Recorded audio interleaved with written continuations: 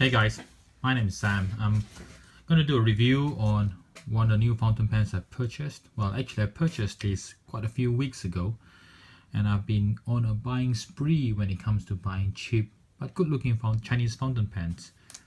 Now this one's called the Jules Verne Marine in red. It's a copy of the Mont Blanc pen, as you can see by the design here. It is a weight, well, quite a heavy pen in a sense, and it's about 62 grams in terms of weight. It's a comfortable pen to write with. It's a nice diameter to it as well. It's approximately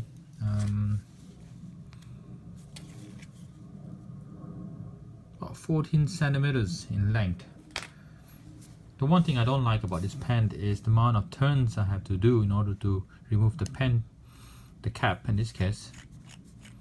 You see, it takes that much, and I don't normally write it with the cap on as well because it makes the pen quite heavy. So I prefer writing it without the cap, uncapped so to speak. It's a comfortable hold. The pattern is lovely. There are quite a bit of detail on the pen itself. If you can see this texture, I don't know if you can call it carbon fiber texture. It's lovely. It gives a nice shimmer to it.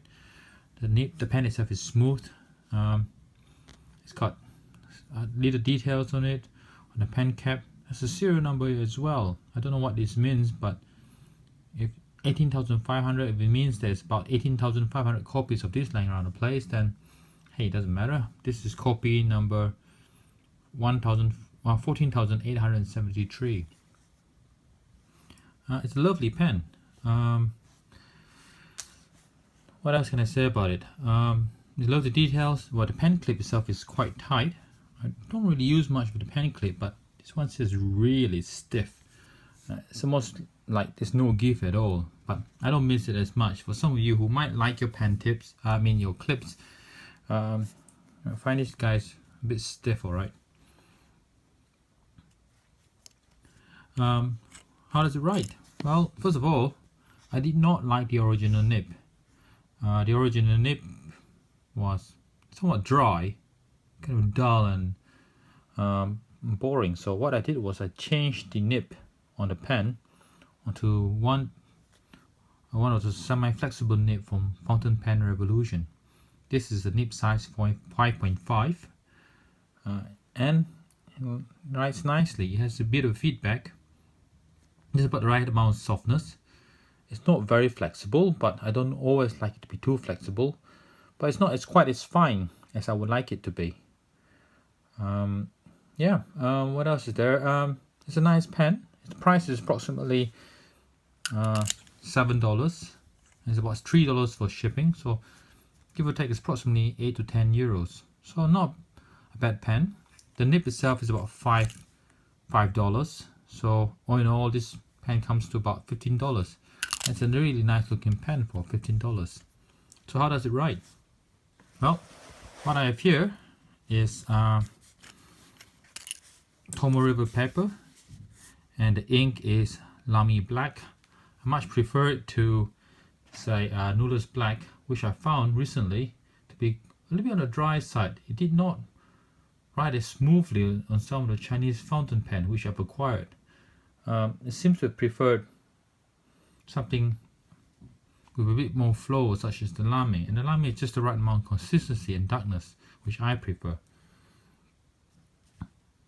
Okay, here we go. So I'm going to write a quote from this Dylan Thomas's poem. This is quite a famous one. It's called "Do Not Go Gentle Into That Good Night." I'm just going to write the first paragraph and see how it goes.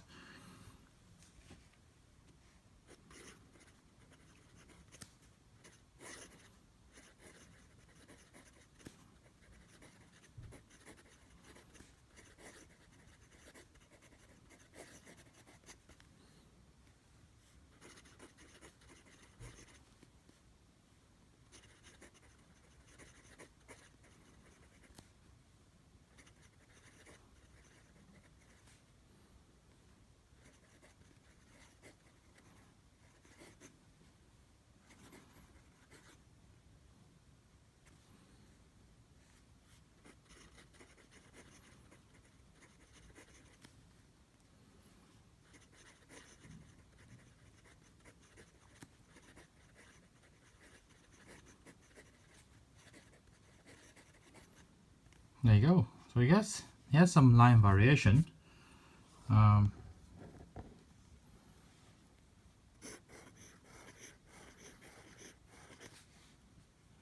about the right size.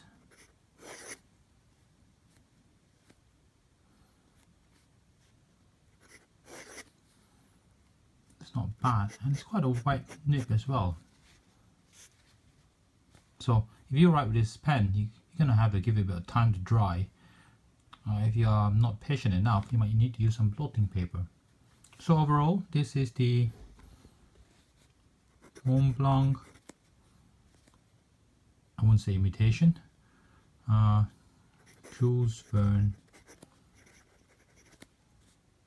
Marine in red,